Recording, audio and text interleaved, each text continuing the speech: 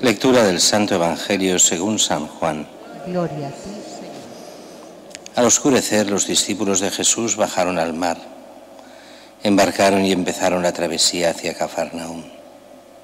Era ya noche cerrada y todavía Jesús no los había alcanzado. Soplaba un viento fuerte y el lago se iba encrespando. Habían remado unos 25 o 30 estadios cuando vieron a Jesús que se acercaba a la barca, caminando sobre el mar, y se asustaron. Pero él les dijo: soy yo, no temáis. Querían recogerlo a bordo, pero la barca tocó tierra enseguida, en el sitio a donde iban. Palabra del Señor. Gloria a ti, Señor Jesús. La primera lectura hoy nos marca este hecho de la administración, de la primera comunidad, de la primera Cáritas. Recordemos que en la mentalidad antigua el hecho de compartir estaba sobre todo dedicado a aquellos que lo necesitaban porque no podían trabajar o porque trabajando cobraban muy poco. Eso es el caso de las viudas sobre todo, porque en la época de Jesús una mujer cobraba una séptima parte de lo que cobraba un hombre, y con eso daba para un poco de pan y poco más, o casi nada más. Con lo cual se ayudaba sobre todo viudas, huérfanos e incapacitados. Eran los tres tipos de gente, pero sobre todo huérfanos y viudas, porque muchos incapacitados, algunos de ellos hoy los consideraríamos incapacitados y no lo están tanto como para no hacer nada. Algunos sí, pero muchos otros no. El problema: había en la antigua comunidad de Jerusalén dos tipos de cristianos: los cristianos de habla griega o los que decimos de lengua hebrea. Lengua hebrea no quiere decir que hablen hebreo, sino la lengua de los hebreos, que era el arameo en ese momento. Los que hablaban arameo y los que hablaban griego. Y claro, los que hablaban arameo se consideraban más de la zona. Los que hablaban griego eran como venidos de fuera. Esos líos a veces, incluso de lengua y de nacionalismos de la época. Bien, se discriminaba a los de fuera, a los griegos. Griegos quiere decir los que normalmente usaban el griego. Estos eran considerados por algunos como de fuera y se les discriminaba y no se les ayudaba. Y entonces se quejan ante los obispos, y los obispos, que no saben llevar eso, como los obispos no saben llevar Cáritas hoy, que sería lo que era Cáritas antes. Y pues entiendo por obispos, no solo los obispos, los curas tampoco, O sea, no sabemos llevar esas cosas. Y por eso hay que poner a alguien que lo lleve. Hoy diríamos las asistencias sociales de Cáritas y los responsables de Cáritas de cada cosa. Pero aquí el diácono tendrá una misión no simplemente asistencial, sino caritativa en todos sus aspectos.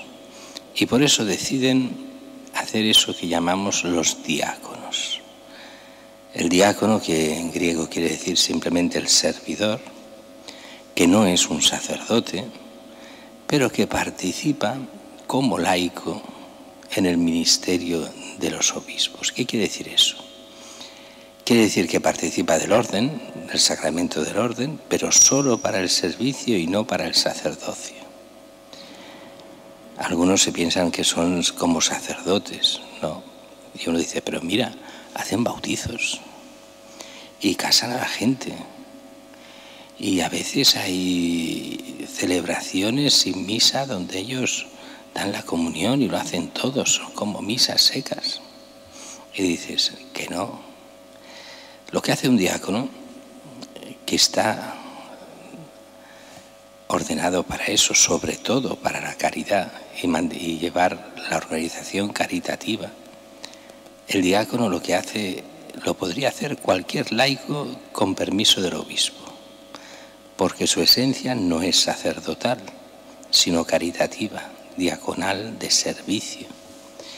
Por eso uno dice, bueno, es que casan. Cualquier laico, con permiso del obispo, puede casar. O es que hacen bautizos. Cualquier laico puede bautizar. En caso de necesidad y de urgencia, cualquier laico puede bautizar. Y si faltasen más curas, podría ser delegado para bautismos y bautizar él, con permiso del obispo, de forma ordinaria. Podría hacerlo. Entonces, ¿qué es lo que distingue a un diácono? Pues lo que le distingue es que ha sido consagrado para el servicio, sobre todo del obispo. Consagrado no para servir a los párrocos, a las parroquias, que a veces lo hacen, pero lo hacen por mandato episcopal.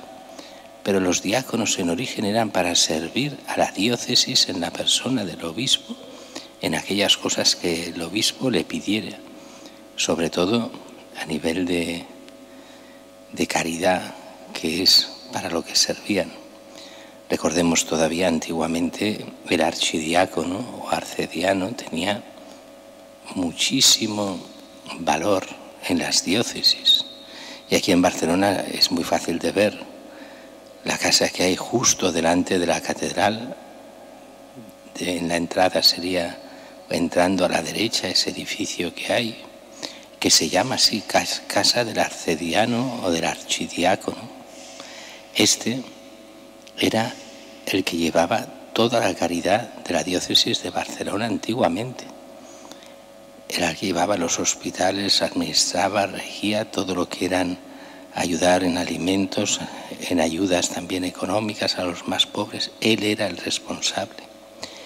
Y tan importantes fueron los archidiáconos, o sea, el primero de los diáconos, que muchos de ellos en la primera época de la Iglesia los eligieron papas y pasaron de diáconos a papas. Claro, para ser papa primero lo ordenaron obispo, como es lógico, pero pasaron elegidos entre los diáconos para ser papas. Recordemos que hay santos y algunos muy grandes que eran solo diáconos. El más clásico antiguo era San Lorenzo, el gran diácono de Roma, el que muere a la parrilla. Pero uno que muchos olvidan que es diácono es uno de los más grandes santos de la historia, San Francisco de Asís. Él fue diácono, nunca fue sacerdote, y sin embargo, de los más grandes santos. Hoy hemos de recuperar la imagen del diácono no como un cura frustrado, que algunos lo son, o lo podrían parecer al menos, sino el diácono como que el servidor para Cristo, para el obispo, para la Iglesia, que sirve en todo aquello que la Iglesia necesite, especialmente en la palabra, en la caridad y también en la palabra.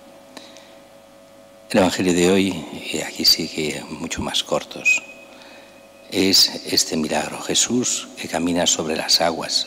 Aquí, aunque estamos en tiempo pascual, esto es en pleno Evangelio antes de su muerte, o sea, en plena predicación en esos 3 años de ministerio.